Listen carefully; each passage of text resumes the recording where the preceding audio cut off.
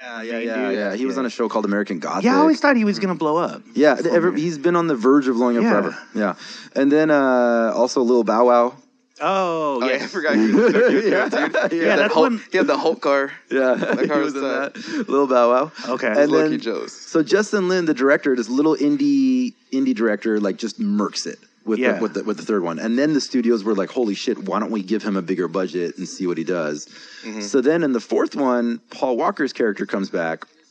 And Vin Diesel also comes back. But the Tokyo people are gone. Yeah, because Tokyo, it turns out it took place in the future of the rest of these movies. Because there's a character that everybody liked so much from Tokyo Drift that they brought into the sequels. Oh, so it's still the same universe. Yes. Okay. Yeah. And the events of Tokyo Drift happen, I think, like between 6 and 7 or something. What? Yeah. Yeah. So wait, so did it was like a super late plot twist. Yeah. It's like, oh, surprise, it's all connected now. Yeah. So did the star of Tokyo Drift ever come back? No. Yeah, He Tokyo never came back. Did he come back? I thought he was coming back in the 8th one. I haven't seen the 8th one yet. Yeah, maybe. But- Were they? Yeah, because supposedly they bring them all back together, right? Yeah. At some Yeah. point. But The Rock, Well, the cast keeps Oh, yeah. expanding. not Yeah, like the yeah. Rock, he's like an army guy or something Kurt now, Russell's right? in Or- it. Who else is in it? Like, there's like big, respectable actors. I kept signing on. confusing Ludacris? The Rock's characters. The Rock's character with G.I. Joe. I would keep confusing that when that's on. I'm It's like, a similar- hey, this is not a. It's pretty much the same character. Yeah. It's pretty That's much what it the- is, right? yeah, Like it's he's a pretty much- super soldier guy. Yeah. It's pretty much the same. Vin Diesel didn't come back for the second one because he thought he was going to be like the next biggest star on the planet. And he went and did Triple X. Yeah. And then that was like, it wasn't that much of a success thing. Yeah. And then so he came back. I wonder if he can demand now more as Groot. You know what I mean? Because he's got like two That's pretty solid biggest for us. movies ever.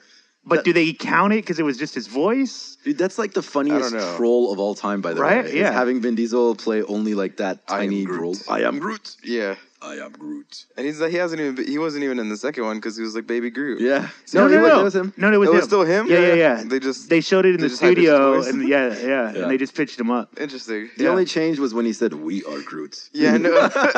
So literally, he's only recorded One line. like a two few lines, and then he's Yeah. not there for the whole. I mean, why Yeah. would they keep paying him for that? Like, we could just pay you to just say, "I am Groot," and then we'll just play with the rest. Yeah. Yeah. It's just basically franchising his name, I think. Wow. Just so you can Good see the for name. him. That's pretty smart. Yeah. Well, I heard the dummy though is Tyrese. Sorry, Tyrese, but I heard he's dropping out because of The Rock. Because The Rock has 'cause they got don't a get along. side. Well, no, they're giving him a side movie. Uh-huh. His like origin story into here. Oh, in the Okay. same, within And- the same franchise? Yeah, and Tyrese said that he shouldn't have Interesting. taken it because he's What? ruining the team. And you know, Tyrese is kind of crazy. He's been going crazy lately. Okay. He's like a little crazy nuts. lately. Huh. And then, oh yeah, I forgot about what's her name, Michelle Rodriguez. Yeah. An open lesbian is somebody's girlfriend on this movie the entire time, right? Yeah. Oh wow, Vin Diesel, so too. confusing. And then she dies. Well, it was her death. So she did die. Her death. I thought that right was now. what sparked off the fourth movie, the events of the fourth movie. And then it turns out that it was like faked or something, and she's brainwashed. And she came back. Oh, yeah. There was a brain rot. Oh, Watching. dude, it keeps getting more elaborate. Like somehow Yeah. these guys that were like street racers or like Ronda a SEAL Rousey Team was 6. in that one, right? Yeah. Ronda Rousey. 6th or 7th or something? They have a pretty good street brawl. Yeah, that's pretty pretty badass. tight. Oh, Yeah. Michelle Rodriguez and Ronda. Yeah. Yeah, right. All right, well, let's start the show because that's super interesting to me now. All right, don't flush the You are toilet. now tuned in to the Crappy Awesome Podcast.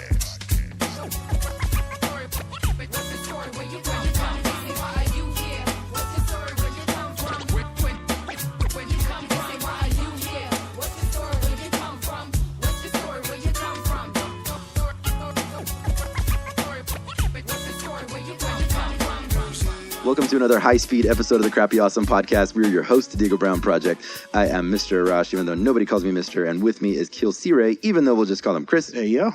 We're, of course, brought to you by Platform Collection. Did you like High Speed, by the way? What was that? I just said high-speed episode of Crappy Awesome. I thought it was appropriate. Yeah, it was. Yeah. That was good. Anyway, go to platformcollection.com and check out all the amazing content that's on there. There's music videos and essays and just tons and tons of content to keep your head spinning for the next, 9 or 10 Fast and Furious movies that come out. And while you're there, that was good. Chris, give me a thumbs up. While you're there, check out our sibling podcasts. There is Life on the Road with 60 East. Yeah. Really though, with Cookbook. Orchestrated, hosted by Noah James and Lisa J. Yeah. Proof of Life Radio. Okay, is it still 3 shows? It's been a while. For Kali? Yeah. Proof of Life is on hiatus. Okay. As we, because we are going to give it a new host, because otherwise Kali would die of overwork. Okay. But yeah. Proof of Life is on hiatus, but you can catch all the episodes still. But Status Escalate and Bars Weekly is still happening. Active. Okay, all right. Yeah. Both of those hosted by Kali. Yeah. But so he doesn't want to do a 4th podcast, is that? I think he does. Okay. I think we just got to, make him not die of exhaustion. Yeah. Might need to sit down and have an intervention or something. Yeah. You could overdose on podcasting. He's just on one. Yeah, that's amazing. All right, the 2Mex Hologram Podcast, of course, hosted by the notorious 2Mex, the notorious 2MEX. Yes. All right. On tour right now. Oh, wow. Yes. Nice. Where's he? I love 2mex.com. Go there and Okay. you'll see all his dates. I love 2mex.com. Beautiful. 2Mex is, of course, on K-Day as well with Water to Plants. That's on at 2 a.m. Oh. No? Cut that, yeah. Okay, never mind. That's done. All right, not the happening. KD show's over. All right. We'll edit that out. Okay, cool. Give yourself some space right now. Go. All right. And, of course, 2Mex is also on 2Mex Hologram Radio. Make sure you check that out. TuneIn Radio is the best place to listen to 2Mex Hologram Radio. It's sort of our preferred listening platform, if you will. But the links to all that shit is over at platformcollection.com. 2Mex Hologram Radio is a 24-hour streaming service. It's not a podcast per se. But tons of stuff on there. Tons and tons of content. So check that out as well. Shout out to our sponsors, Stay Illuminated. For all your fresh gear and lifestyle needs, visit stayilluminated.com. Right now, you can, is it the free shipping thing? Mm-hmm. Yeah, there you go, free shipping. You can get free shipping for anything from the store. Yep. Anywhere in the world or the U.S.? I believe it's worldwide. Worldwide free shipping. Yeah. That's impressive. The code that you want to put in is crappyawesome. And that'll get you free shipping on anything over at stayilluminated.com. Make sure you check that out. Also, our creative partners over at watertoplants.org. Water to Plants is a music incubator in LA. All that information is over on their website, watertoplants.org. Follow us on Instagram at Platform Collection. That is one word all spelled out. And on Twitter at Platform Collect. Notion. With Notion. Yeah. And of course, Burner Podcast, hosted by yours truly. It's over at burnerpodcast.com, and there's links to it over at Platform Collection as well. Tell them about Stitcher and iTunes and all that shit. Yeah, if you're listening to this on Stitcher, iTunes, or TuneIn Radio, or Spreaker, go over to platformcollection.com. You can listen to every episode all the way back to episode 0.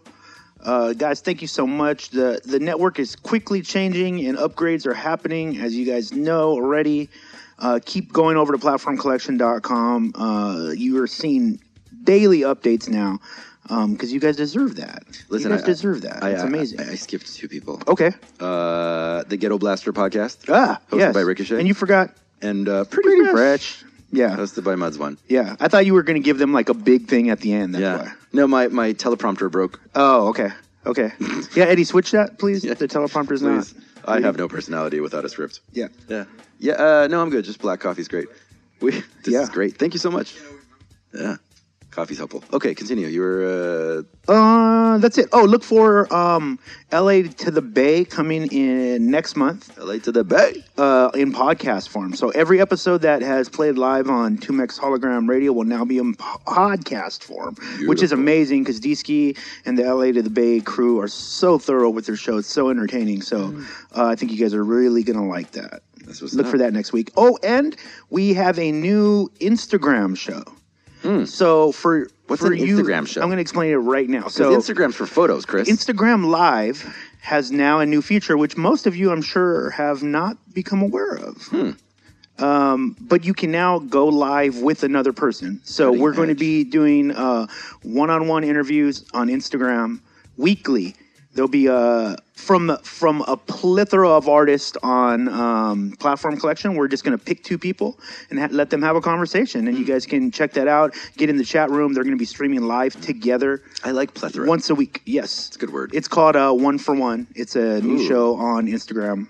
Live. Excellent. For Platform Collection. Yep. That's very cool. So are we picking the guests at random? We are kind of like Eddie's booking the show, and he's going to be I think for the first few, he's probably going to use like the hosts that we have. Like he'll use all of us to maybe conduct a 30-minute interview.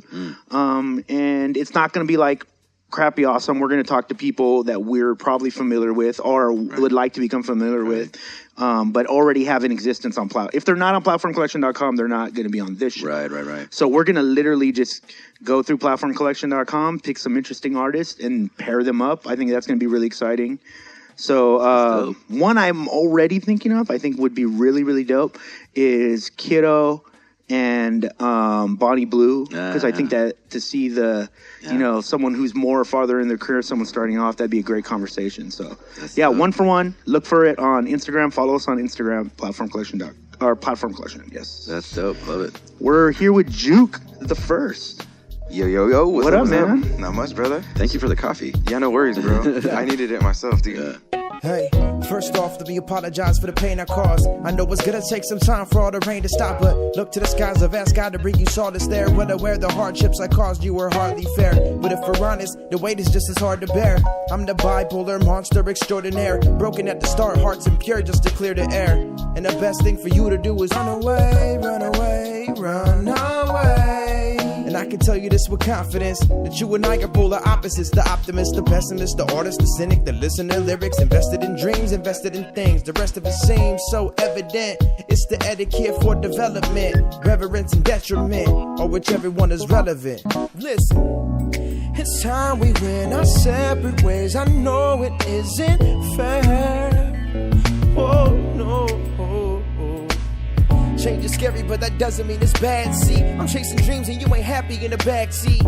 I'm keeping it real, let's keep it real. Real, close to the chest, I confess the best me is the rap version. I'm pulling back the curtains, yeah, I'm that certain. Self-expression is my blessing, now I'm testing my limits. Picked up a pen and changed my future in a matter of minutes. I get it, batter up and swinging straight for the stands. My music's never had a knack for making them dance. I mean, what good is gonna come from women shaking their ass? Thanks, but I'll pass, I'd rather give you something to relate to. I'm hitting gems in my vocal stems that await you, and remedies in the melodies to liberate you. Hey you, yes you, Mr. Tough Guy, and Miss Cool Chick discreetly giving me the eye. Let's take a time out, pause the facade so we can vibe out. Musically achieving unity, now that's what I'm about. Without a doubt I struggle on a daily basis, from the workplace to working stages, from the buses to the trains. It's insane, this was not the plan. I understand that I'm dealing with my consequences. Brother man can't help but feel like I lost direction. It's all perception, now it's time to shed my skin again. Listen, it's time we went our separate ways. I know it isn't fair. Oh no. Change is scary, but that doesn't mean it's bad. See, I'm chasing dreams and you ain't happy in the backseat. I'm keeping it real, let's keep it real. Real, close to the chest, I confess the best me is the rap version. I'm pulling back the curtains, yeah, I'm that certain. Self-expression is my blessing, now I'm testing my limits. Picked up a pen and changed my future in a matter of minutes. I get it, more than before, I feel the full embrace of family. What better drug than love to help revitalize my sanity? Gravity couldn't keep me down forever, I was meant to fly. It's my God-given right, let me testify. Pass the mic and I'll electrify the masses. Infinite swipes won't help your chances to match with the angel in me, because the devil in you is too strong. And I've been on that road for too long, there ain't no going back. Matter of fact, it's time to grow now. Reunited with the light in me, I let it show out. Show up, shut the place down like you know what it is. It's Jook the First, neither a legend or a myth, just a man in the flesh with hands balled in the fist, fighting through the struggle, looking for the positives. If you're anything but that, step back and let me live. Listen, it's time we went our separate ways. I know it isn't fair. Oh no. Change is scary, but that doesn't mean it's bad. See, I'm chasing dreams and you ain't happy in the backseat.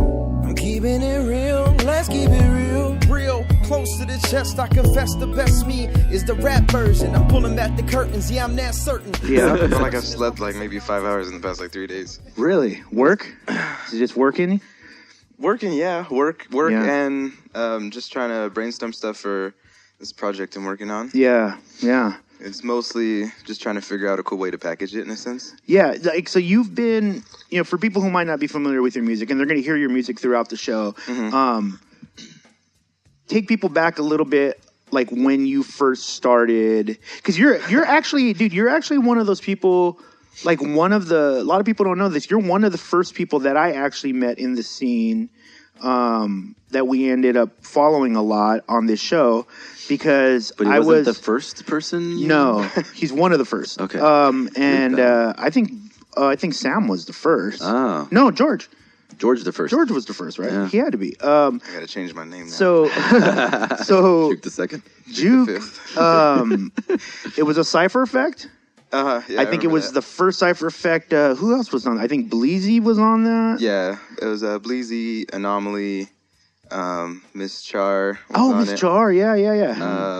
That seems so long ago. I forgot the other. Where was it recorded? How many years ago was that? Fuck, it was somewhere in LA. I don't know. I want to say maybe 3 years ago. Yeah, 3 or 4 years, right? 4 years ago. I'm sure it's still on YouTube. I know it was like Bleezy's first Cypher Effect. Mm-hmm. Yeah. And if that's the one, wasn't that in? It was like in a Valley? nightclub. Yeah. But did we shoot that? Yeah. We went, or you shot it. I think I was doing sound. Yeah. Oh, that's funny. Yeah, that's right. that moment when you're sitting across from somebody interviewing him and you remember that you've actually worked together before. Yeah. Exactly. That's how long we've been doing this. Okay, so let's say that was like 3 years ago. Prior to that moment, how active were you like within the hip hop world? Like, do you feel? I feel like I was pretty active. Yeah. I was doing a lot of shows. I was working with like 1 or 2 promoters at the time, but they did shows like all throughout the week, and I was doing almost every single one of those shows. Yeah. So it kind of got like really oversaturated, but at the same time, I was a nobody when I started those things, and by the end of it, by the time I got out of doing those shows, like that's kind of how everybody kind of came across me and my music, you know? Yeah. Because I was always at the shows, and I was there like fucking 3-4 times out of the week. Just really active. Yeah. And I was driving everywhere. I was driving from here to LA, to Hollywood, to Riverside, to Corona. Yeah. To, just different spots around, Southern California and stuff like that. I remember you in particular at, I believe it was the first Black Books and Rhyme Books. Yeah. You performed in the rain. Yeah, that was fun, dude. Yeah. I think I remember like your mic was like, it was literally, his cord was in the water, yeah, like under deep water. His feet were like, I think I got a picture of it too. I think I have a photo of your feet in the water with the mic cord down. I think you told me that story. And I realized it was him. Yeah, and amazing performance. I mean, thank you. Back then, I already saw you had the performance chops for a while. There's definitely something that happens when you see somebody who's like pretty well versed in live performances. You know what I mean? Like you can watch an entire bill of like a lot of different artists, and the ones that usually stick out are the people who are the most comfortable. Mm-hmm. And you seem like super comfortable. Like I remember watching him and I was like, wow, like, he sounds great live.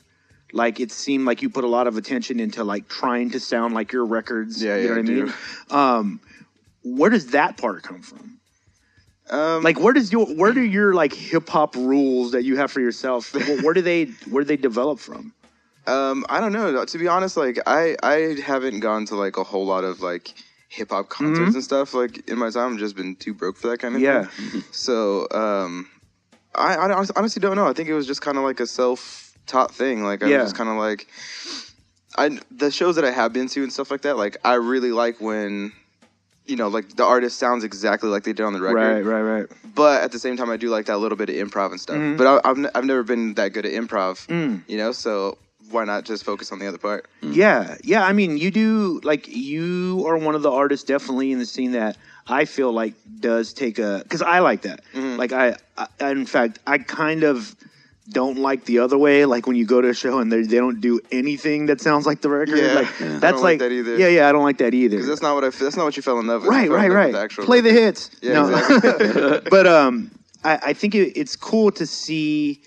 You're definitely one of those artists who's dipped in and out, like at different times. You and I have talked about this, like on a personal level too. Like, just life happens, and you start weighing out, like, where do I go with this? Like, right? Because a lot of the times in this business, opportunity is everything. You know what I mean? It really is. Even there's certain people who can get to a point of experience that can create opportunity for themselves, but that's a skill in its own right. Yeah. And it takes a while to get to that point, When you were first starting out, did you have in your mind like an end goal? Like did you see like, oh, I'm going to be touring, I'm going to how does your path as an independent artist, like where was that going to end for you initially? Initially, when I first started rapping, and I hate saying that 'cause it sounds so weird, but initially, spitting, all that good stuff, flowing, all that good stuff, making music. Yeah, when I first started making music, like I didn't really have a game plan, to be honest. It was just fun at the time. It was something fun for me to do, and I don't know, like I said, I didn't really have a game plan. Yeah, like it wasn't until I but was you were like doing a year shows. in.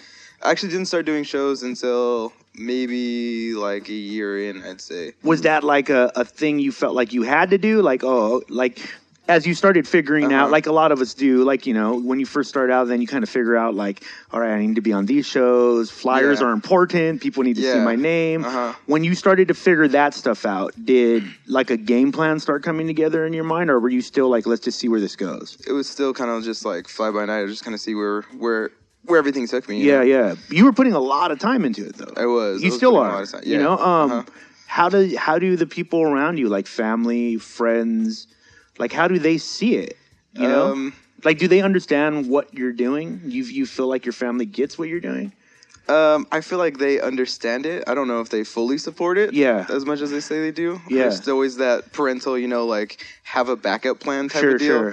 And I don't know. I just don't feel like that's really for me, you know? Like I have a job now, and literally it's the only reason why I have this job is because I like where I'm working, you know? Right. I work at a skate shop, and I grew up skateboarding, so that's something I can tolerate, you know? Yeah. And everybody's cool. Like I don't have problems with anybody at work and stuff like that. Like I've had jobs similar to this one before, and it was just fucking hell, dude. Like I didn't want to be there, you know? Every day I got there and I like sat outside for a few minutes, like mentally preparing myself for being at work that day. And I don't have to do that here, which is cool. Have you always been that way?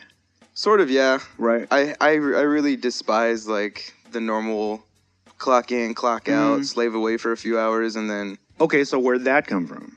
Where does that thought? I mean, was it a book? Was it somebody that kind of opened your mind to that? Because it's very rare that you just start off that way. You know what I mean? Like I'm already thinking out of the box. Were your parents creatives? Was there anybody else creative in the house? My mom is creative. My mom's like a really crafty person. Yeah. A lot of the stuff that's like up here, like all these pumpkins and stuff up there, like she did that herself.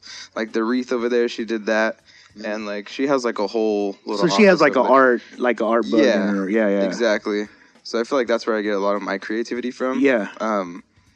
Yeah, dude. But the artist lifestyle is a whole. Yeah, that's a whole. I mean, parents get nervous about that shit. They do. What sort of work were your parents in? My dad was a carpenter for Azusa Unified School District for my entire life, as far back as I can remember. And my mom used to work for I forgot what's it was like LA County Social Services, I think. Okay. They're more like, what is that, left brain? They're more left brain people. Yeah. Yeah. I would imagine, like, it's terrifying. Like, your son says you want to be a rapper. Like, what? Yeah, I know. God damn it, you're going to be living at home forever. Yeah, exactly. Exactly the thoughts. And like, before that, it was like a professional skateboarder. Like, that's all I wanted to do. Oh, wow. Like, I used to dedicate days and weeks and everything just to skateboarding. Like, I loved it that much. And like I've broken fucking quite a few bones already, but like every time I'd go to the doctors and my doctor would be like, another one? I'm like, bro. So like, let me guess. But that's still a big part of your life, right? Yeah, it is. You still skate every day? Not every day. Yeah. I wish, but I have to be an adult. Is it still a part of like, because we were just talking before the show, there's still like parts of you that are still actively working within the skate world. Is that still a goal? Like, is there still a goal to have a career in the skate world? I think a professional career would be nice. Not necessarily skateboarding. Right. Like in the world. Yeah, in that industry for sure. Yeah, definitely. I mean, if anything, if I were to have a plan B, that would be my plan B. Yeah. You know? Then that's just because you love it. Exactly. How long have you been skating? Skating. I started skating when I was in junior high. I'm 27 now, so probably about like 15 years. Wow. Yeah. Remember we used to talk about it. I think your exact words were like, nobody has it harder than skaters. Yeah. like there's like so much of society is like fucking skaters, like no skating allowed. No, is that still as bad now as it used to be? Like I want to say in the 90s that used to be like, you're not that skate fucking anywhere. Yeah, exactly. I mean, it still kind of is. I mean, there's different sides to every culture. You know what I mean? Skateboarding in particular, like. There's a bunch of skaters that like that like piss drunk style where they just like thrash everything, like they don't really care about much, you know.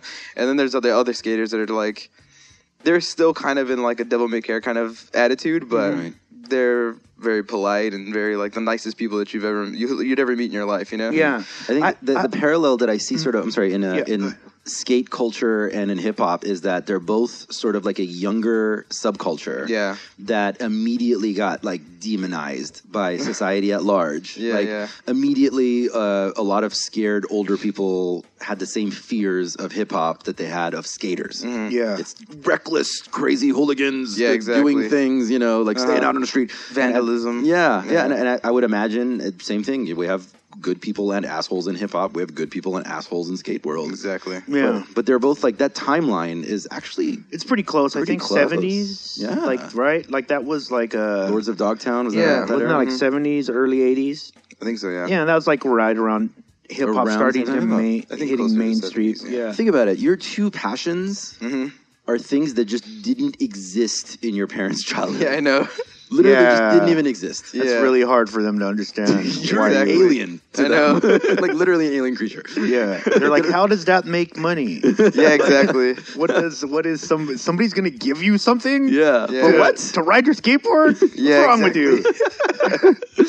Why would you be the person? Yeah.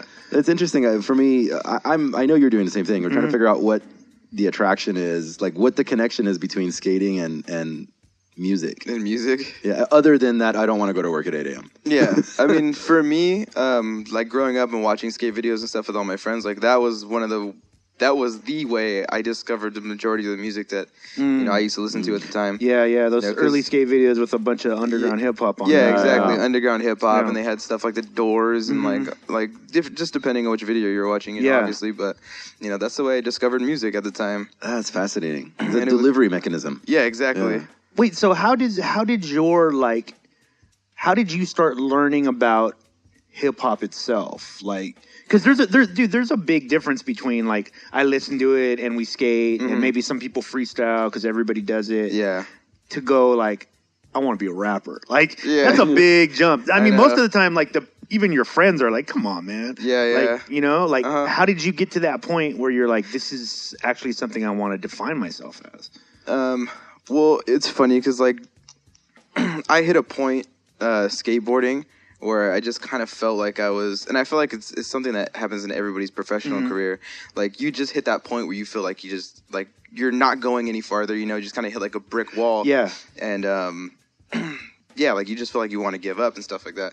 So I hit that point in skateboarding, and almost simultaneously, at the same time, while I was going through that like blockage in skateboarding, is when I started making music. Yeah. And it was like it was a random thing. Like it wasn't anything that I planned on doing before that. It was like a spur of the moment type of thing. I had some friends here in Ontario that I hung out with. They were all rappers, and they used to like record in my friend's garage and stuff like that. Yeah. And I was just hanging out with them one night, and we were drinking, and they were sitting in the lab, you know, recording and like writing the rhymes and stuff like that. And I was just chilling, man, and I was kind of bored, to be honest with you. Yeah. And then because it's just like a loop, and they just loop the beat over and over. Yeah. I mean, you know what it's like, you know. Yeah. So like I was sitting there, I was like, man, I just told my friend, I was like, hey, give me a piece of paper and some pencil, and let me get on the track, bro. Yeah. And they were like, what? Like you're going to rap? I'm like, yeah, dude, let me get on the track. And they're like, yeah, dude, like find your own beat type of deal. Like you're not gonna get on ours, bro. Like, find a beat on YouTube, and then like find a beat on YouTube. I was like, all right, cool. So like I did that. I found a beat, and there was like I was listening to a lot of like Grammatic and like Hero 1 at the time. Yeah. So like I put on a Grammatic beat, and I was like, dope. And I was sitting there listening to it. I had my headphones on a laptop, and I was like, and I didn't know how to like write bars or anything like that. Yeah. Like I didn't know how to count measures or anything. You just write in paragraph? Yeah, I wrote paragraph for it, but it was like an essay, and it was like the whole front and back of one paper. The one paper they gave me, and like the end I was like scribbling in like 400 bars. Yeah, I was just writing in like trying to figure out like trying to fit like the last bit in on the page. Yeah. And they were like, are you done? I was like, yeah, I think so, dude. And I like showed them the paper. They were like, damn, you wrote that much? And I was like, is that a lot? I don't know. I was just writing, bro. So was it good? I don't think so. No. I mean, looking at it now, I don't think so. Yeah. Like, I'm actually pretty embarrassed of it. I mean, was it competent? Like, was it like... Somewhat, okay, yeah. I knew how to at least rhyme some words, or... Yeah. Were you doing just basic patterns, or... Yeah, it was basic patterns, and... what was it about? Stupid shit. It's like the same thing people freestyle about, you know? Just whatever. Yeah, just stream whatever. of consciousness. Exactly. Wait, so did you... Okay, so I assume you ended up recording that with your friend or whatever? We did, yeah. And then, were you just hooked? Were you like, I love this? So, I mean, somewhat. It was just like a fun night for me, and then... Yeah. And you had a song. Yeah, I had a song. You got a song. Exactly. I had my own song. Yeah. But, like, I didn't want anybody to hear it. Like, I was like, just leave it. You guys can keep it, whatever, this and this. And then I think it was by the time I got home that night, like, I had a Facebook notification, and I don't think I had a smartphone at the time. Yeah. I had, like, a little flip phone. So, like, I couldn't be on Facebook or anything. So I got home, and I went on my computer, and I saw I had, like, notification. It was like, you know, so-and-so tagged you in a post. And I was like... No, the fuck he didn't. I was like, no, he didn't. No. I started freaking out. So I clicked on the link thing, and it had just like it just had my name. You know, said like Neil, and it had like they like titled the song for me. I was like, no. But like I started reading the comments, and like a bunch of people from high school were like, yo, this is dope, dog. Yeah, you're gonna make some more and this and this. And I was like, whoa, I might. Then you were like, yes. Exactly. Yes. Wait, so approval. Yeah. Wait, okay, so then it goes from there. It was like crack. Are at this point, are the wheels got positive turning? reinforcement, basically. Yeah, exactly. Yeah. Are the wheels turning at that point to like, oh, okay, I could be a rapper, like, because you have other rapper friends around you, right? Yeah. Were they like, you could be a rapper? Or were they like, chill out, dude? No, they were the same way. They were like, yo, this is tight, bro. Like, when we recorded, they were like, yo, this is dope, man. This is dope. Like, you're going to post it? And I was like, no, don't post it. Yeah. And then they posted it for me, and I was like, okay. Okay, so Jook The First. Good friends. Yes. Good friends. Where's that name come from? Exactly. I'm sorry? Where's Jook The First come from? It's kind of like just a play on my style, you know, in a sense.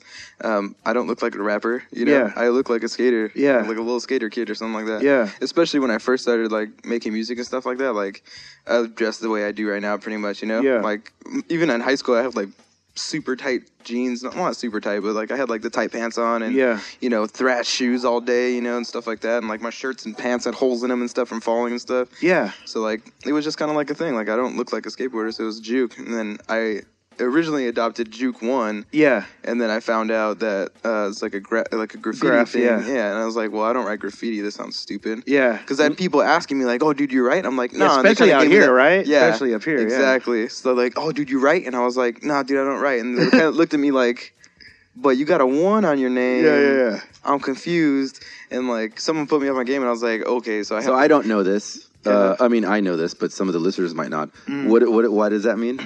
I don't know the symbolism, but I know it's like in the early 80s, someone without a crew, right? Yeah. Like you put like a 1, like, you know what I mean? Like Karis 1 comes from, because he was a graffiti writer, right? So they kind of started putting, like, if you're by yourself, it was like a 1. But then there's like, you know, I mean, what was it, like a Turk 182? Like they even played off of that on the show, but like numbers became like a thing as part of your tag, like for a while. Fascinating. Okay, cool. Especially the first people, like the people who could claim the name first. Yeah, that was like a big deal. Claim your moniker, because Okay. people would have similar monikers, and then, you know, people could claim I was the first, or, you know. Why would you want to have a moniker if you know that the other one exists? I don't think when they first started, there was no way to know. So like if I want to see a train roll through your town and go like, oh shit, like, oh god damn it, somebody else made me do it. Yeah. So like if I wanted to also be KILLcRey, and then I found out that you exist, nothing really happens nowadays. People complain. Okay. Yeah. You know, I hear people complain, or somebody will just put like a Z at the end or something. Yeah. I've noticed, because I remember when I first started rapping, that was a big deal. What? Like I'd seen people go to blows over a name. Yeah. Now, I mean, I get the passion and all that, but right now it's handled way better now. Yeah. People just don't do anything. Like, who cares? Yeah. It's first, dude, I mean, let's be honest, it's first one to break. Yeah, That's exactly. who gets the name. It's just a race, you know? Yeah, do more with the name. Yeah, whoever does more wins. Yeah, exactly. That's basically it. Yeah, that's fascinating. Yeah.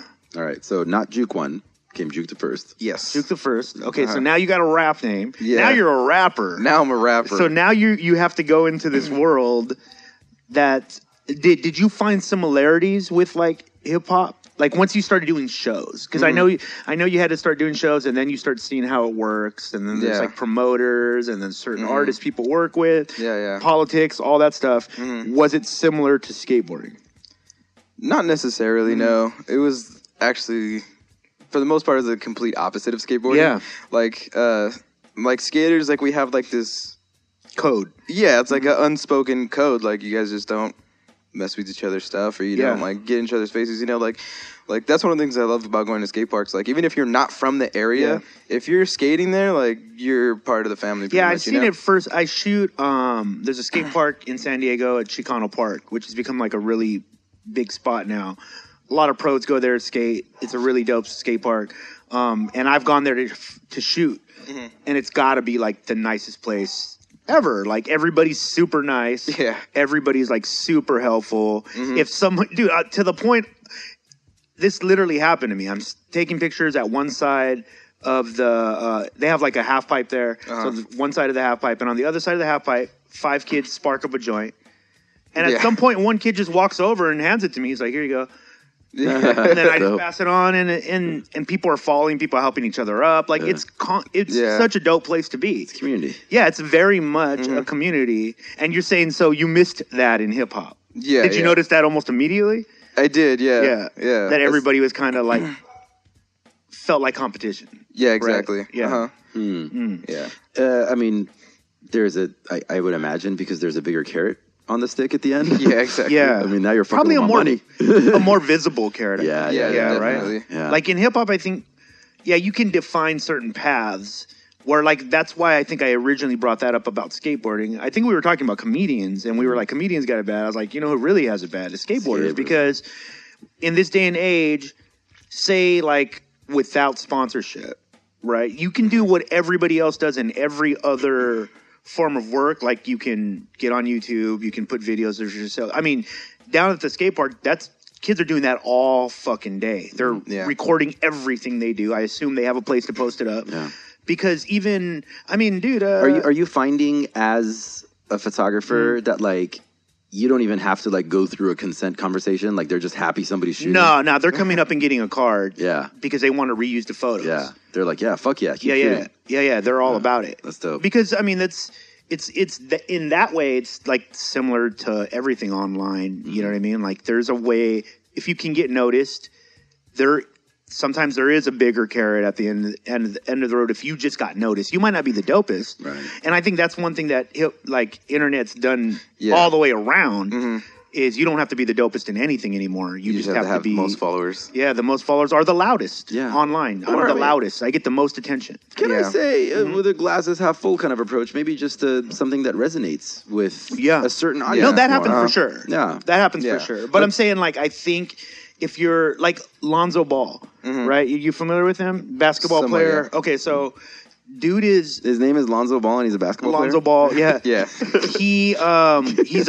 It's like a family. There's a family connected to him, like a dad who's very vocal online, super vocal, by the way. And they created an internet persona to the point that this kid is the balls. He's a pro now. Yeah. I mean, they put up enough. I mean, it's happening that much. Like, if people are unaware of how big the internet is moving, it's happening on like that level where he got most of his attention on. He's a great basketball player. Yeah. He's not the best basketball player, but he came with the package already. He has he's on the internet. He was already an internet sensation. Yeah.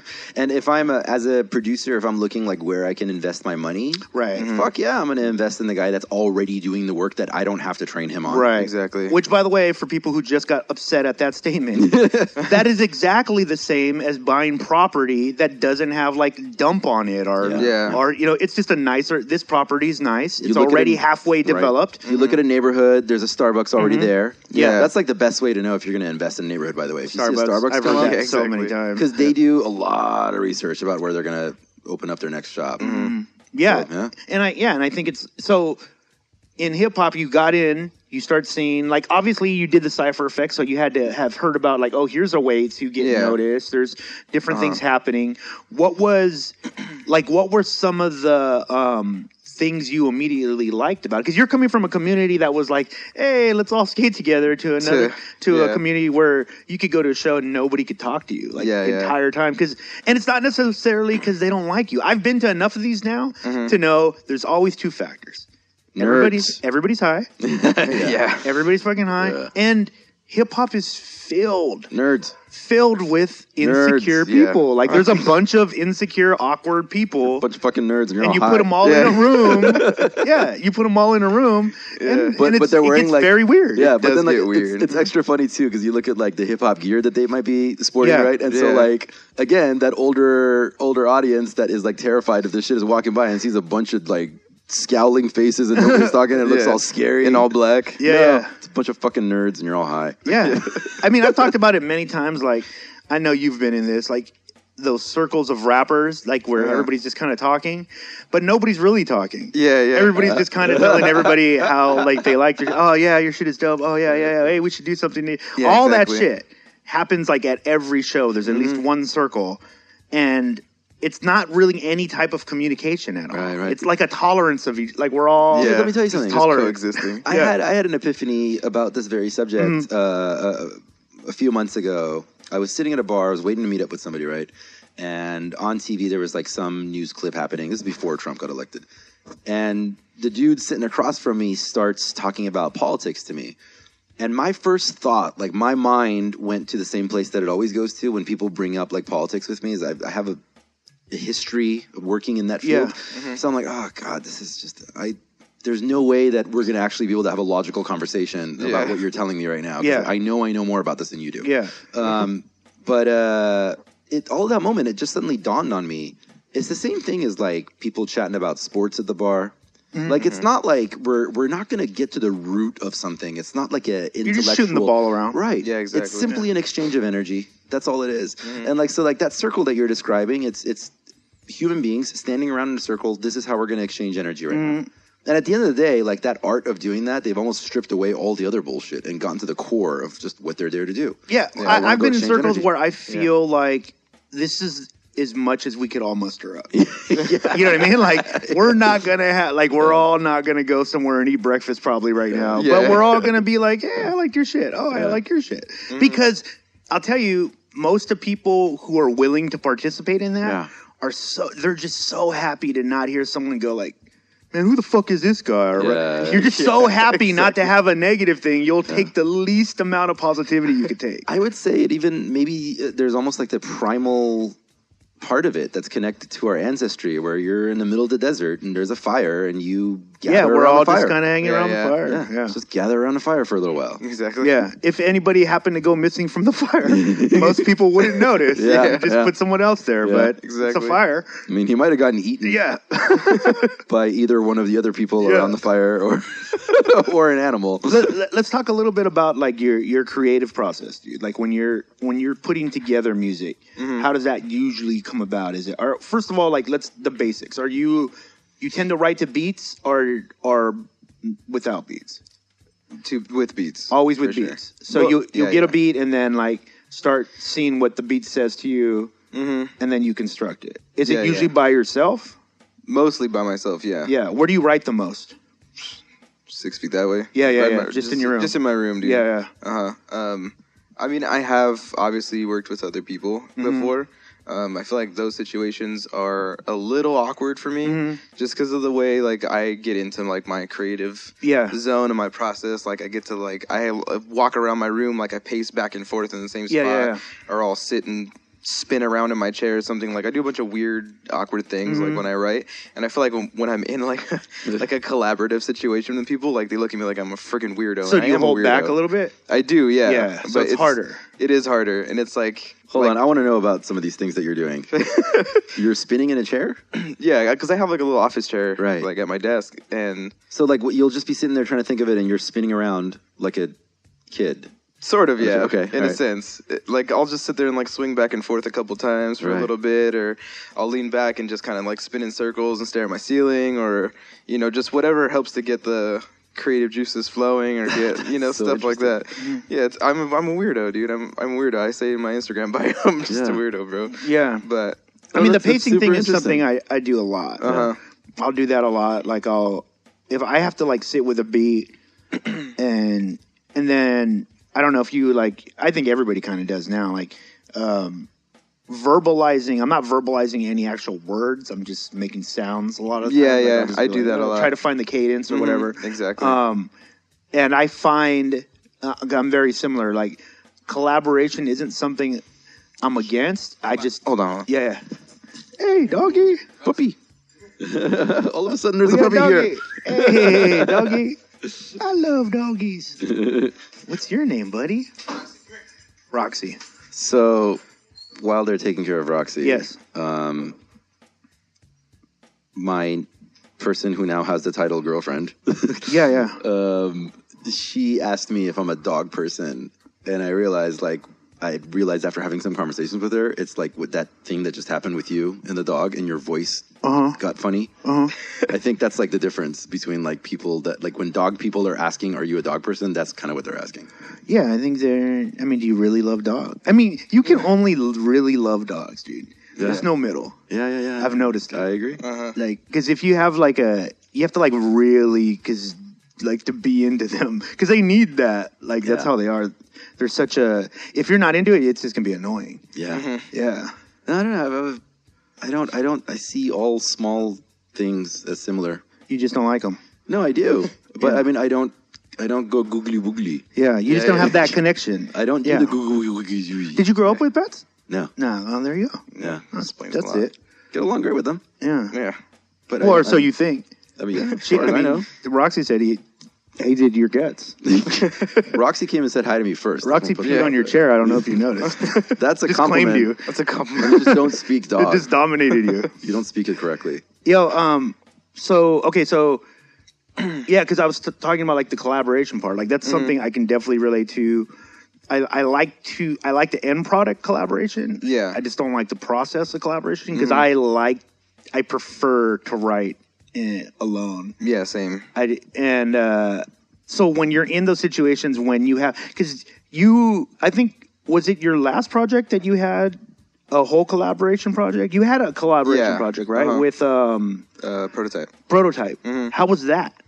That was a little bit different. We did most of the collaborative writing like separately, just because he has a day job and I had a day job. So it was a little easier. It was a lot easier, yeah. So he would have like some of his friends who were musicians come in and play, and they would record something basic in his studio, and I would just get an email and then a text message like, "Hey, send something to your email." Yeah, see, I'm with that all day. I can do that all day.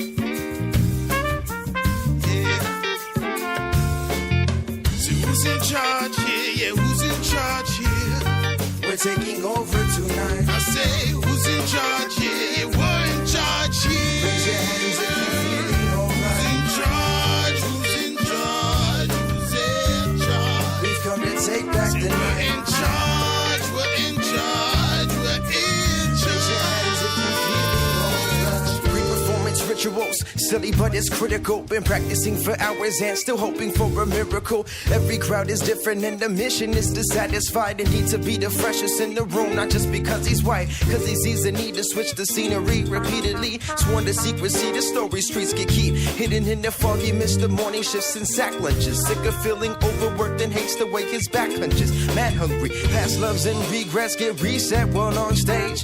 So he overbooks to compensate for song plays. Long days, longer nights, schoolwork and he's off the right. No time to be wasted, he's making history. Staring at the mirror singing picture me rolling, hoping his path is golden. Holding the book he wrote in, trying to perfect the flow. Let's hop in the car and go off to the show so he can kick the door at night. So who's in charge here? Yeah, who's in charge here?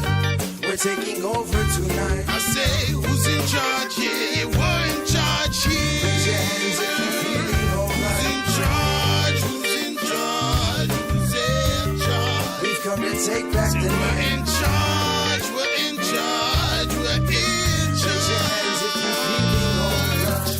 performance rituals. Silly, but it's critical. Cause nerves are racked, these serves at blast. Courage is what this picture holds in liquid form, this liquid gold. Paid for by their tickets, sold to friends and fam and loyal fans who watch them grow from boy to man through music. And the truth is, he's sick of living life like a nuisance. Dreams of living in a house with a few kids and a new car and a good wife. That's a good life to him. Like a new bike with rims. For his son, he's always on the run. Never ever seems like I always feel like there's a clock on in the studio. Yeah, exactly. Even when the studios, like all the studios I'm in now, people own them. Yeah. Like they're not charging us. Yeah. But I always feel like there's a clock. Most of those studios don't even exist anymore. You know? Yeah. And so I think that definitely fucks with my vibe. That's fascinating because how long have we been doing this together? Not this show specifically. It's been like 8 years at this point.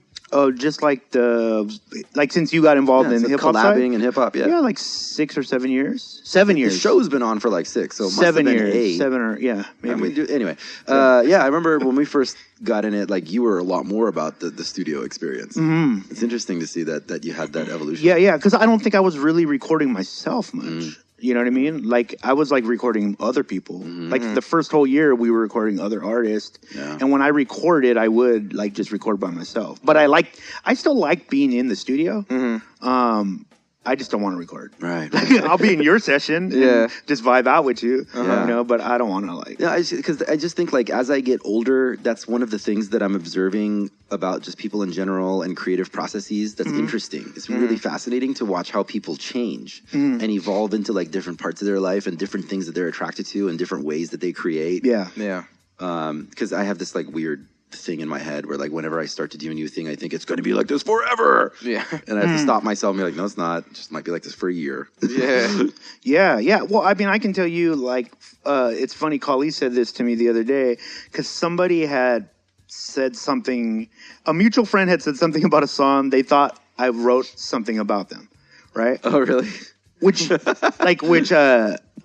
Kali said, rightfully so. He's like, dude, have you ever written anything that's not about you? Yeah. And I'm like, no, like for sure. And I think because that's where I'm at creatively, that's the reason it works well. Yeah. Because it like what I'm writing really doesn't have anything to do with anybody else. You know what I mean? Like either they're going to like it or they're not. Right. But where I'm at right now, that's what I'm writing about. So I couldn't write about that and be in a studio with a bunch of other people. Like it literally has nothing to do with any of them. Wait, the mutual friend thought that you'd written about them? Yeah, this mutual friend thought I wrote like a jab verse. I don't know if it was a jab or just a commentary. I mean, but it was so far from you know, like I don't ever really think about anybody like that when I'm. Can we manufacture hip hop beef? This would be great. I know, right? we're long due. Yeah. So do you like when you're putting together a song, like for yourself, right? Like say someone sends you a beat, you're putting together a song for yourself. When you're recording that song, are you? Because I know right now you're revamping a lot of stuff. You're putting stuff out. You're building towards more releases.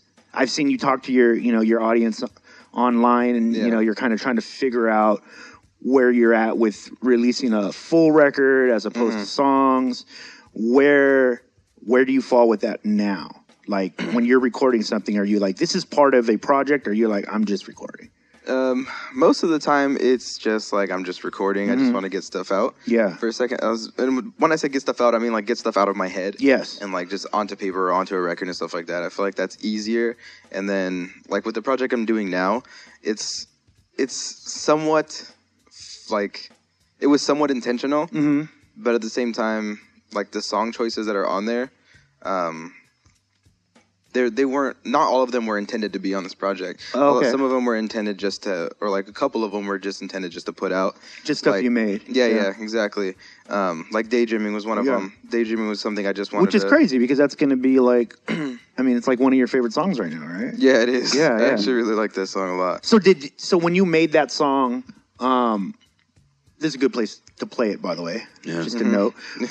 But you made that song. Did that start to define where the project was going? Like once you made that song? No, it was actually one of the other songs on the project, and it's called "What's Real." And that song was just more along the lines of just me trying to figure out, like, I think everybody goes to this point in their life, like, who's a friend, who's not, what's real, what's fake, what's, you know, what's a lie, what's the truth, you know, stuff like that. And I feel like that was one of the tracks that was really kind of like what geared me towards the project, and even the title of the project was derived from like that song itself. Yeah.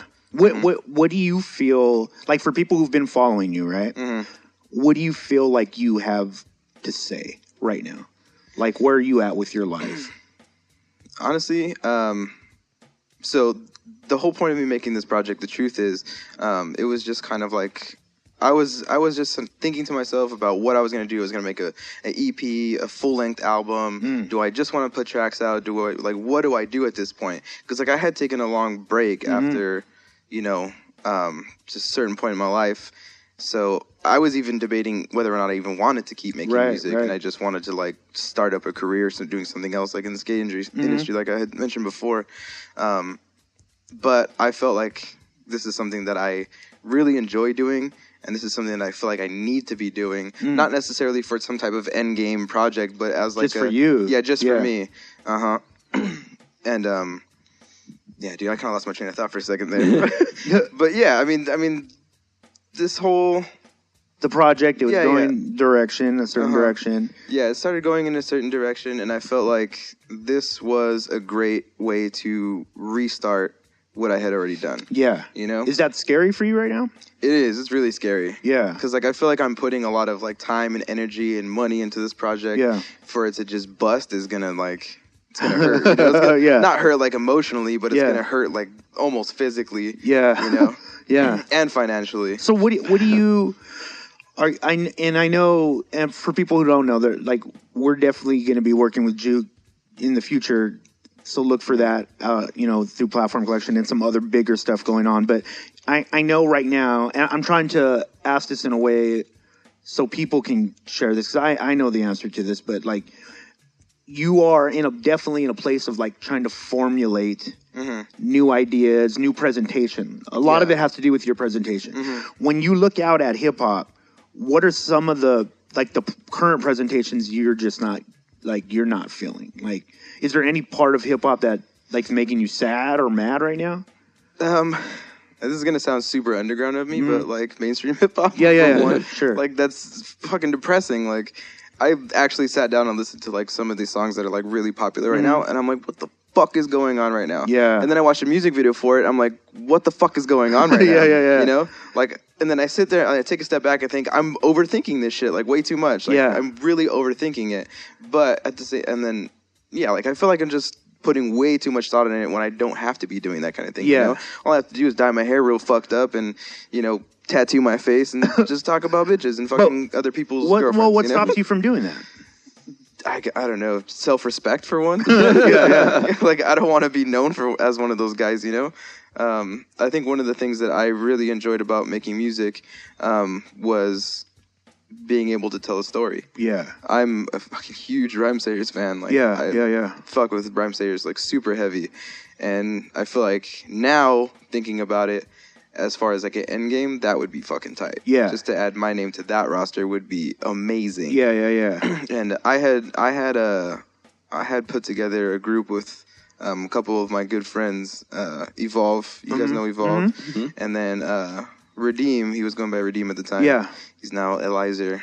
But those two dudes, we had a little group. We had a little crew. We're called the Truth Tellers. Right. And I thought that was so dope because that's what all of our styles are, you know? Yeah. And I thought that was super tight. And I figured, I feel like for a while, like I kind of got away from that style of music, and I was making music that was geared towards what's going to be dope at a show, you know, like what's going to be fun to perform and stuff. Like, how am I going to get the crowd interacted with me and stuff like that? And a lot of the music I was making at that time was, at least the solo stuff that I was making was geared towards that. And I feel like that was kind of weird for me, just because like that's not what I started doing, you know? Yeah.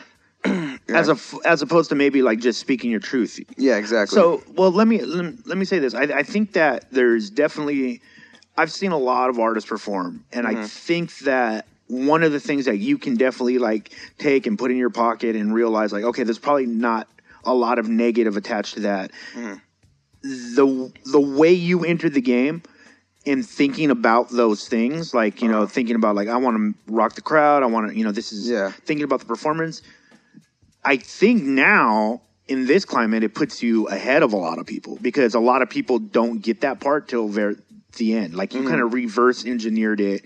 Like you already have that part. Yeah. So now if you put out stuff that's like a stream of consciousness or just things of, having to do with your feelings, I don't think you're going to get rid of that part. Yeah. You know what I mean? Like you already know how to rock a crowd. And that's even if that's how you came in and you were like, well, I was trying to have fun. I was trying to, get people into it. It's a skill, like it's a very strong skill that people, I think what I have seen is when a lot of times people will like completely be void of it because they're too concentrated on, well, I just want you to hear me, like hear my words. Yeah. Uh-huh. But then it becomes I've been to shows where, and I think, I forgot who said this and I want to give them credit, but I always forget, but one of our guests said, nobody wants to see a recital. Yeah. Like, cause it's just you're just reciting this. Like, what if I don't feel what you feel? Can I still be entertained by it? Yeah, exactly. And I think people forget that, whereas I don't think, you're necessarily in that place because you've already kind of polished those other things. Like but that's the difference between creating art versus just like speaking at people. Right. And like the art is the mechanism that you're developing in order to translate your message, and the message might not come through the first 2 or 3 times. Yeah. But if you're obsessed with like I need you to believe things that I believe, then your art is getting lost in the message. That's not what the art is. Yeah. And I've met like a bunch of people who write really well, like they're really like linguists and but they probably shouldn't be rapping. Like that's not their thing. Because it's a different. I feel like I didn't really run into that until we started coming to LA. Yeah, I met more rappers here that were about like what I'm saying, fuck how I'm saying it, and I've always been like, I kind of like both. Like I want you to say it in a dope way. And say some shit I haven't heard before.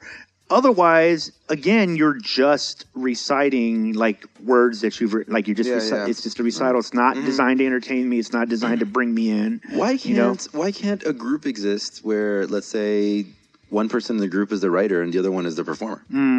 Because hip hop is it's a big no-no.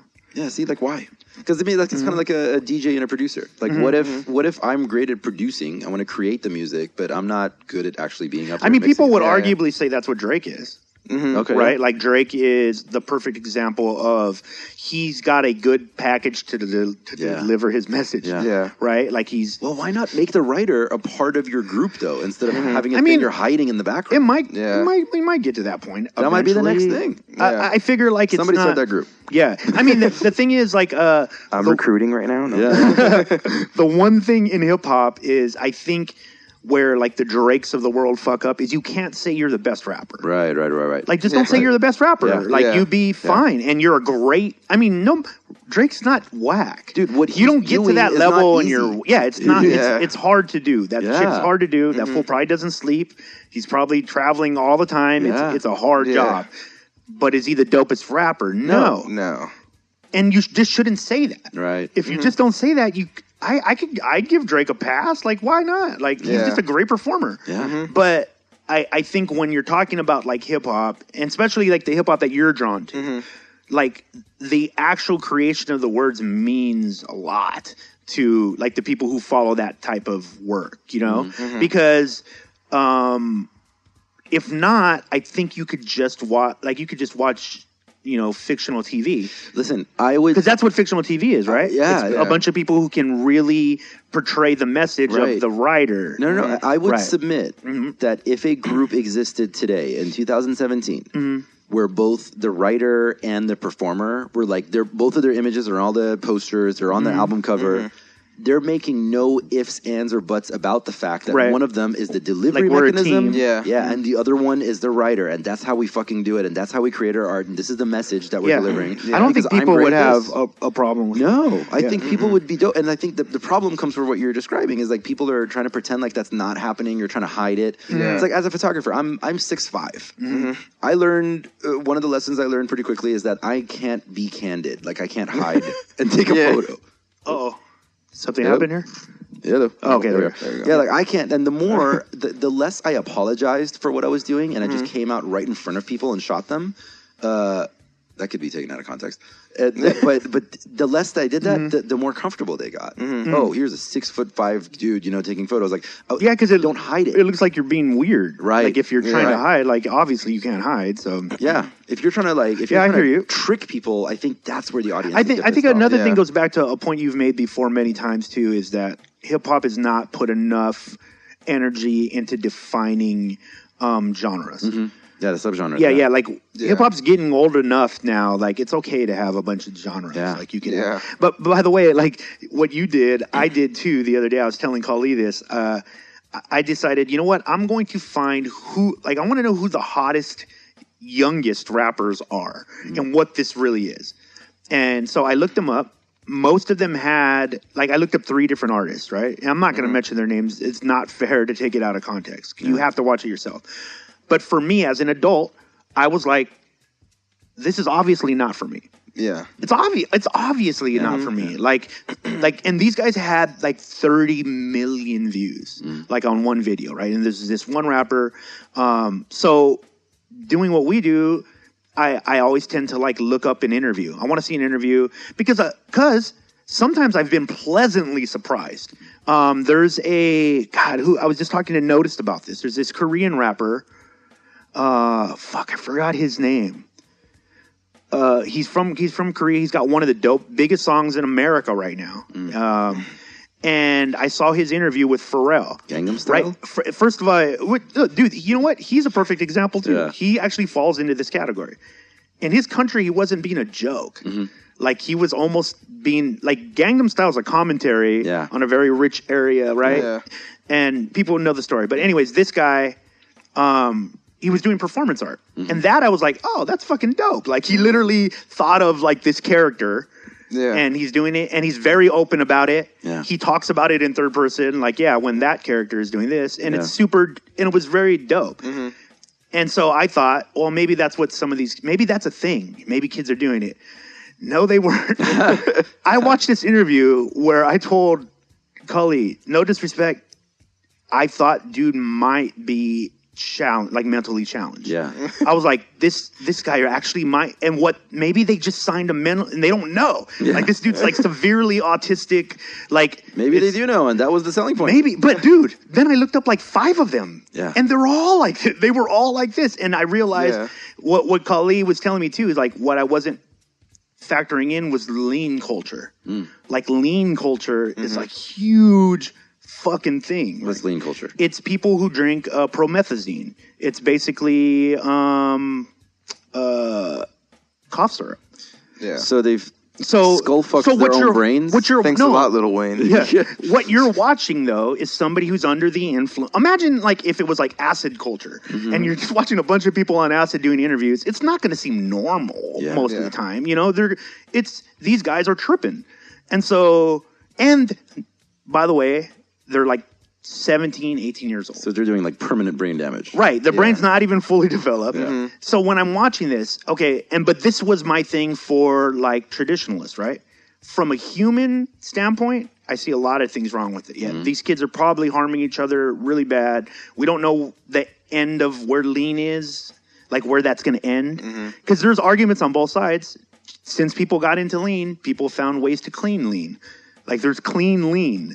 People try to make it in the most, the cleanest ways. They take out the chemicals. You knew it was coming. Wow. Right? So I didn't even know that. Right. So this is a whole subculture that we, for once, basically 25 and above, for once, I think this is the first time in this in humanity's life that we know of where this is happening this quickly, that even the 25-year-olds are left out of what's coming next. And they're so far out of it that they're now they're vocally disagreeing with it, where they used to be a part of that. You would get lumped in with 25 and under. Right? That doesn't happen anymore.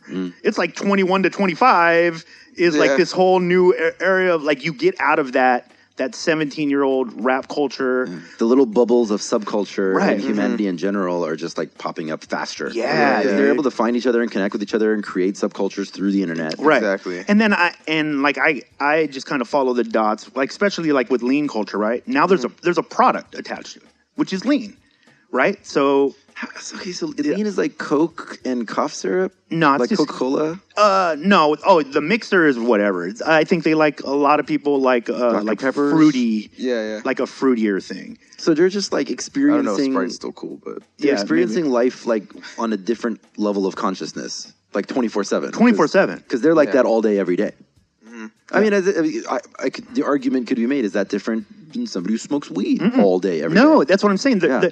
I think my argument to people who are more traditional thinking in hip hop, anyways, is that all you're seeing is the beginnings of something that's going to work itself out. Yeah. Trust me, it's going to work itself out because one, there's not a like the expiration date on this is really short. I need to see these interviews. You know what I mean? Because again, there's this product that's attached to that. Yeah. You know how drugs work in subcultures.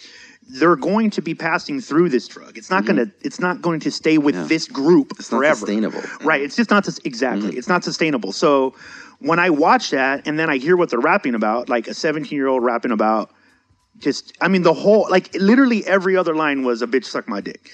Like a bitch suck my dick. Like, so that's the extent Creative. of what, exactly. That's the extent of the creative. creativity that's happening right there. Why would you pay attention to that and go, that's valid to my life? Yeah. And it needs to stop. I don't look at it like that. Like, I understand it's a bunch of 17-year-olds. Yeah. Lean. Lean. On lean, right? 17-year-olds are already idiots. Yeah, Sorry, I mean, 17-year-olds. but let's be honest.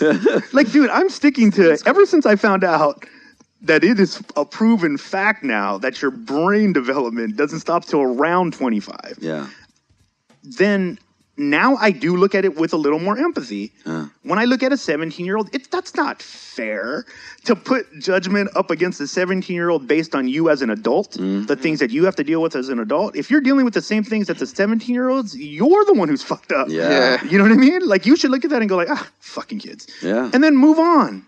Like, you don't have to sit there and deconstruct every single part. It took me like fucking 15 minutes to go like, oh, okay, I'm not going to understand. I don't need to. Why would I want to understand where this kid's coming from? Like, he's 17. Yeah. He's not even going to be the same person in like 10 years. You can't even vote. Yeah, you can't even vote. You can't even drink. Yeah. Even if you could vote, you probably wouldn't. Yeah. Oh, shit. And you're probably drinking anyways. But yeah, I think this is what I'm saying is like, it is a dope time that a Jook the First can exist at the same time as those artists. To me, that's dope.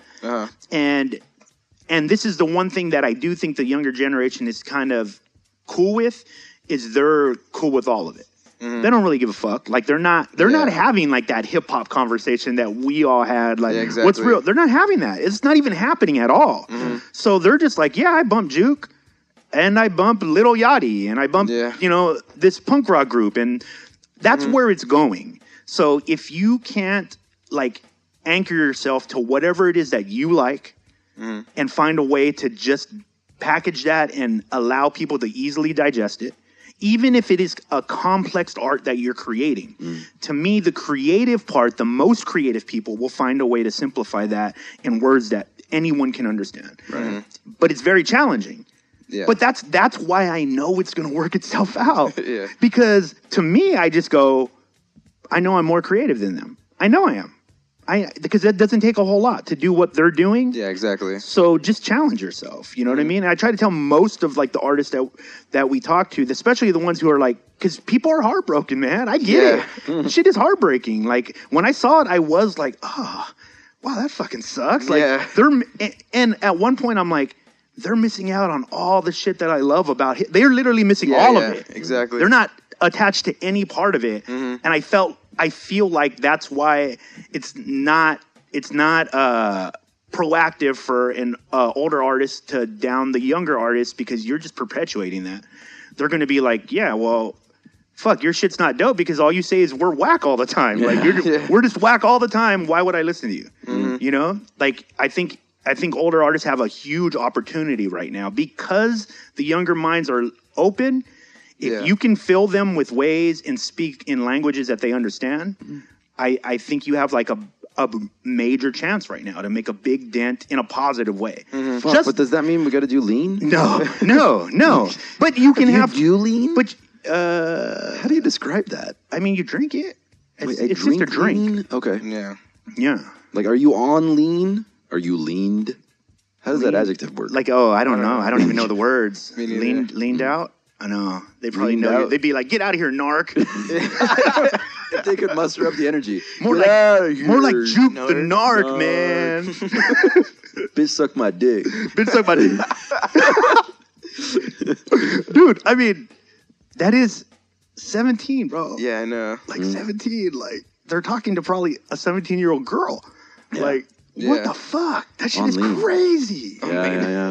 It's crazy. Like you said, though, like... why are you even watching that? What you said is crazy and so true. It's just not sustainable. Yeah. That's what's going to happen. Yeah. You know? You know what happened was UGK, which was a group called Underground Kings. People know Bun B died of overdosing on lean. At that time, it was a southern drug for neighborhoods, like a lot of these drugs pop up, who couldn't afford any other type of drug. It was very low income because it was an easy drug to get. You could go to the store and just buy some cough medicine and just get yourself fucked up. Yeah. It's not that anymore, though. It's weird because these kids are talking about making millions and you're drinking lean. Yeah. Well, that's crazy. It's like the hipster fashion. Yes. Hipster fashion started with rich kids in New York who just were kind of rolling out of bed and walking around town. Yeah. And then somebody's like, that's a style. That looks dope. I'm going to start dressing like I just rolled out of bed and started walking around town. But I'm going to spend a lot of money on it.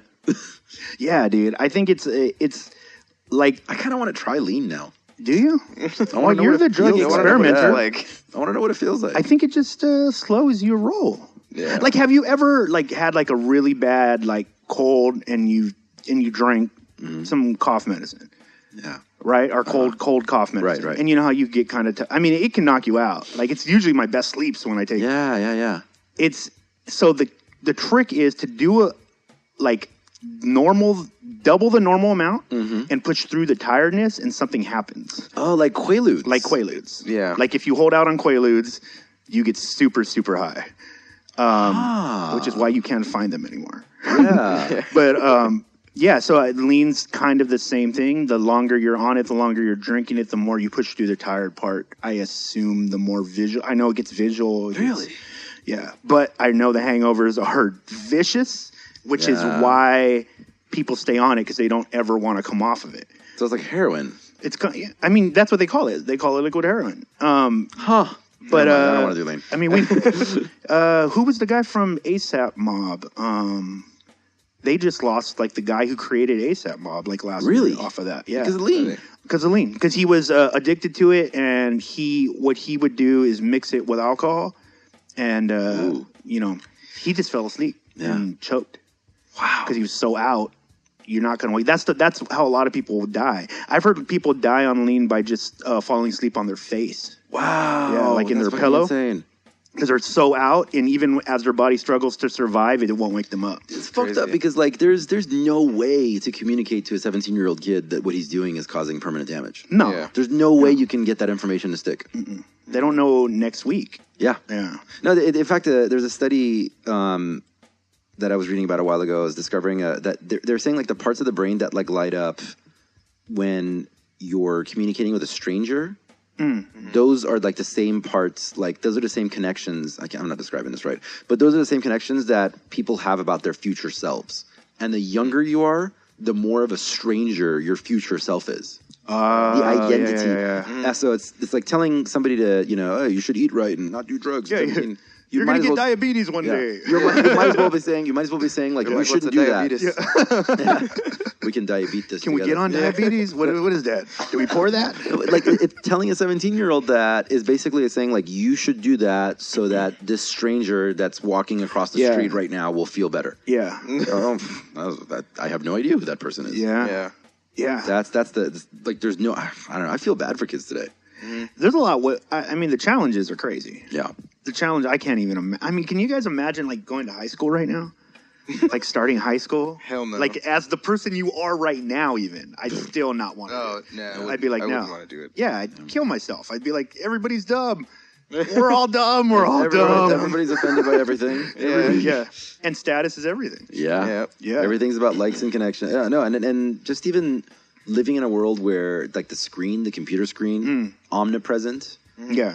That is affecting the way that people's brains are developing. Yeah. And finding that this generation of young men is the largest percentage of young men in a generation dealing with erectile dysfunction. Yeah. Because they're having access to the dopamine high of hardcore porn. Whenever they want, immediately, and as much as you want, and as crazy as you want it to Yeah, and self-created a lot. Yeah. That's like the biggest trend. What? Like self-created porn for people 15 and under. That's I just read this article. Why wouldn't it be? How did we get here? Hold on. Yeah, exactly. No, I mean, like, how do we get here in this conversation? Oh, this is what happens on Crappy Awesome. Welcome to Crappy Awesome. Thanks. But yeah, I think it's super important right now for artists to find because I think this is where we're inevitably going back. Like, all the things that artists are kind of like, especially like a lot of our friends, they're like unsure of, like, oh, you know, do I have to change? Do I have to be? No, you don't. Like, literally, the originality of you packaged correctly is enough. Yeah. And that's what people need to, like, really come. So if that's the only problem, like letting people know who you are, I said this the other day. I think it's our number one job, period, in all of our jobs is it's storytelling. That's what the fucking job is. Yeah, exactly. Like, they have to understand where you're coming from, and if they don't, you're not going to connect. Like, that's just the truth of it. Like, there's too many options. There's way too many options, and I for one would love to see more of our friends get way more active in, like, because what ended up happening, I think social media was hijacked by a lot of ill intention. And now people kind of, like, they think that that's all it can be. Yeah. And it's so incorrect. It's so incorrect. Just be more creative, dude. Yeah. Like, that's all you have to fucking do. You don't have to, like, play the social media game like that. There's people doing it really, really well that are putting out great art on Instagram. It's amazing art. And they're not pandering. Right. You know? Like, they're not doing any of those things. I think when you look at it, like, as a pandering thing, or like, I don't want to, you know. I mean, dude, if your job is storytelling and you don't like to storytell, this might not be for you. Yeah, exactly. You know, like, because that's where we're going. Yeah. That's not slowing down anytime soon. They're finding it way easier to get things in our hands that make us tell stories easier. Yeah. Right? Like, our phones, I mean, my phone is amazing. I was looking at it the other day, I was like, this phone, the iPhone, like, all these, they're fucking amazing. Like, I do everything on my phone now. Yeah. Like, it's very rare that I'm in front of my computer unless I'm recording a song. And I'm literally trying to figure out how to supersede that too. You know? Because I know it's coming. Just do it on your phone. It's coming. Yeah. It's just processing power. Well, I mean, Once the processing, phone. yeah, I have GarageBand on my phone. But it just, like, right now it's a little held back. I DJ on my phone when I'm on the elliptical machine. Yeah. Oh, do you? Yeah. I'm on there for like 45 minutes and I'll just start DJing. The last Hip Hop Wednesdays, a rapper producer by the name of Sojourn came in with his iPad. Nice. And he just had 2 turntables on it, and he fucking killed it. Like, he'd rap, he'd go back, fucking cut up, go back, rap. Like, it was dope. So there's, like, you can make all this shit work for you. Yeah. You know? How are you feeling about production, by the way, Jook? Yeah. What do you mean? Actually, like, making the music. Like, making the music? Making the beats. Actually, I actually enjoy it a lot. Yeah. Like, when I can't write lyrics, I make beats. Yeah. I produce my own stuff. I produce for other people, like close friends of mine, or anybody who really wants it. There was a time where I was just selling all my old beats because I had a bunch, and then I was like, I'm not going to use any of these for anything, so I just started posting some of them up online. And then a few people, not a lot of people hit me up, but like people were hitting me up buying my beats, and I was only selling like $10 because I feel like it's like an unfair trade, regardless of what, you know what I mean. How did you? What do you produce on? Not like a physical, huh? What do you produce on? I use Pro Tools and Machine. Okay. I actually don't have a physical machine anymore. I sold it.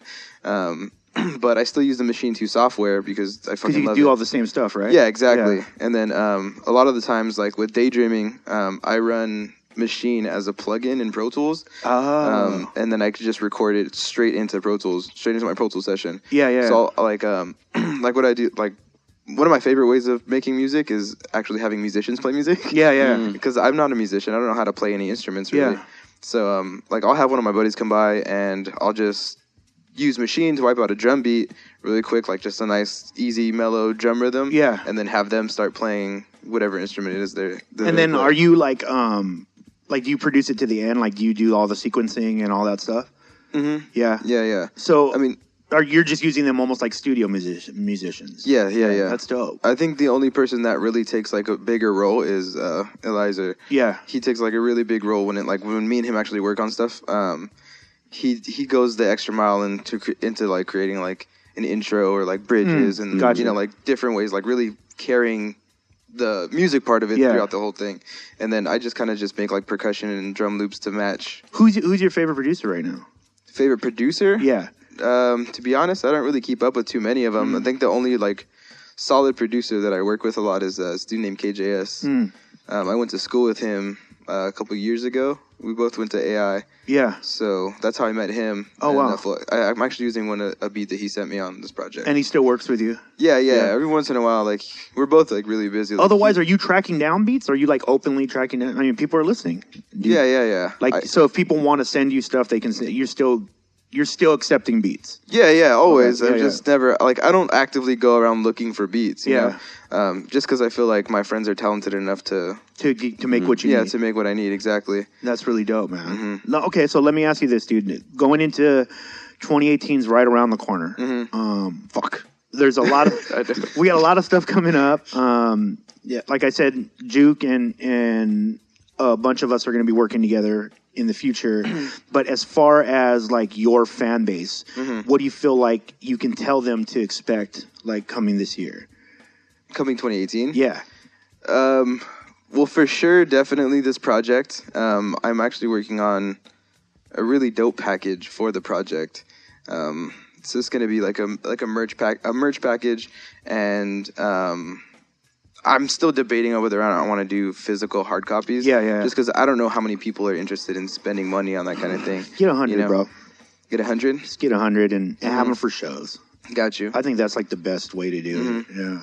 Yeah, so I mean, what I was thinking about doing was having the actual project up on like iTunes and stuff as like a free download. Yeah. For everybody who doesn't see me that often, or just internet fans, people who are like out of town or like from different states and stuff like that. They can just go up there and download it for free. That's dope. And then for like the people who are actively following me, actively like catching up at shows or stuff like that, that's who I'm really gearing all of like the actual physical product for. Yeah, because I feel like one of the things that I've definitely seen, and we've talked to other people about like Reverie, we've talked to about this, Gavlin, like people just like mementos, like, and the CDs have kind of become that. So exactly, I think if you have something, like I definitely think the rule is to have something for somebody to buy for sure, because sometimes people do just want to support, and if you can't find a way for them to support other than just downloading shit, they even get kind of let down. Yeah, exactly. Like, so if they can just buy a CD, I think that's cool. I think, do you think musically people are going to hear a side of you they haven't heard yet?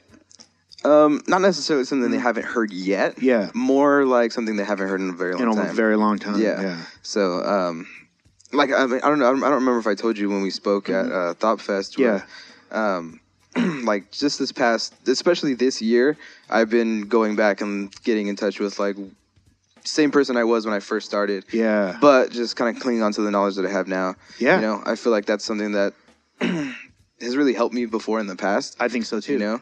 So this is definitely going to be not necessarily restarting. Yeah. But I think revisiting. I think this time for you, in the way I've been envisioning a lot of the stuff for you, is I think this is like the first time you're going to be able to like speak to an audience with like all engines running. You know what I mean? As opposed to in the past, maybe you'd have to be like, oh, I wish this could have been better or this could have been better. Exactly. Like, I definitely think like one of the things that we're definitely working with you is to make sure that people can easily access you, but also see that like, oh, this is this is much bigger than what it's ever been before, you know? And I think it's a really dope thing, man. I think you're a very deserving artist, dude. I've told you this before. I'm a fan.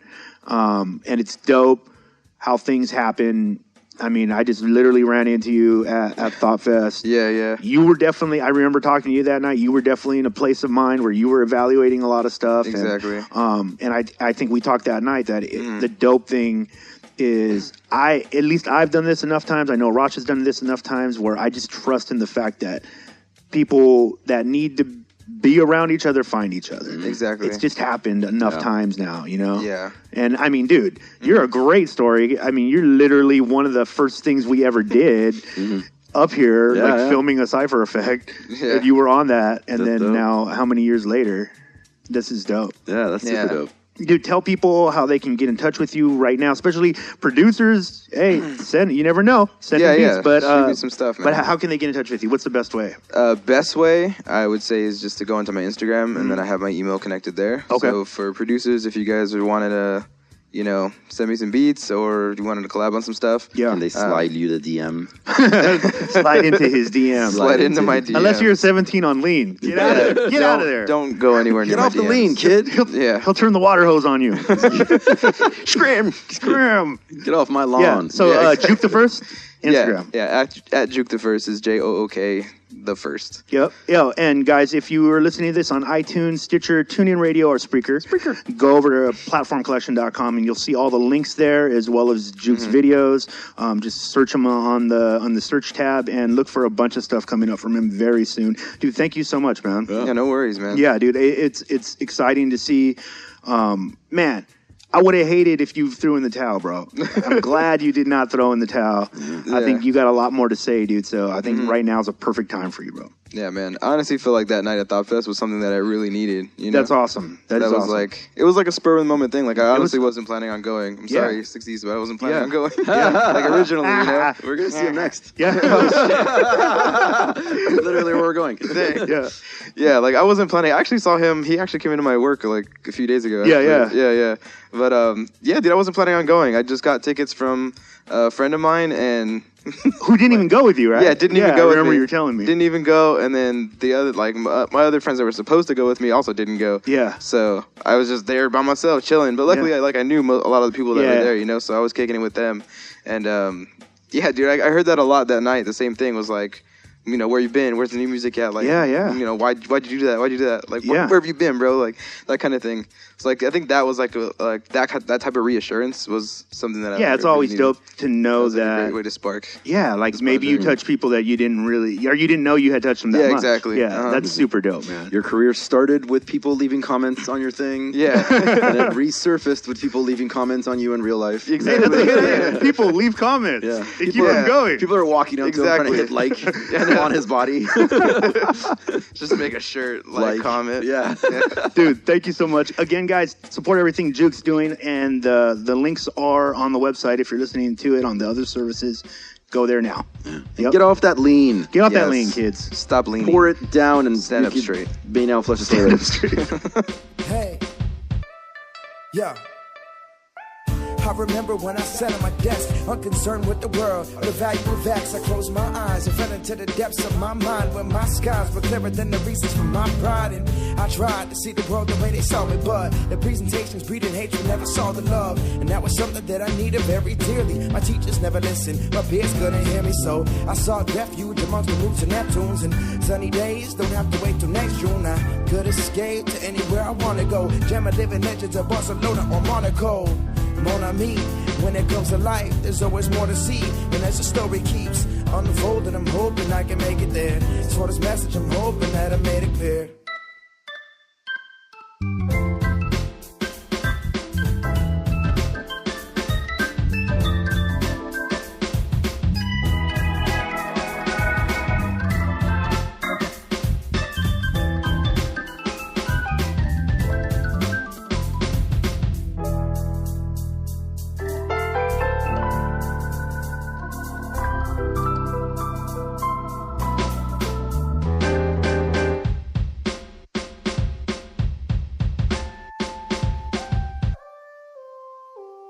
Spent my whole life with my head in the clouds, dreaming dreams of doing everything but coming back down to earth. I hit the ground in search of something bigger than me, something bigger than you. Chased the feeling of free and found a reason to be selfless and be myself, ball off and throw caution to the wind. Cause stop is not an option, I'm a Spartan with a pen. I've conquered all my woes and rebuilt from within. Stronger than ever, I found my light, and I'll be damned if I don't let it shine. Reflecting all these images I'm hidden in my mind, but will they manifest? The only question here is time. I believe the key is your imagination and your ability to free yourself from limitations. Open up your heart and find peace in what today brings. No matter what, never ever quit your daydreams.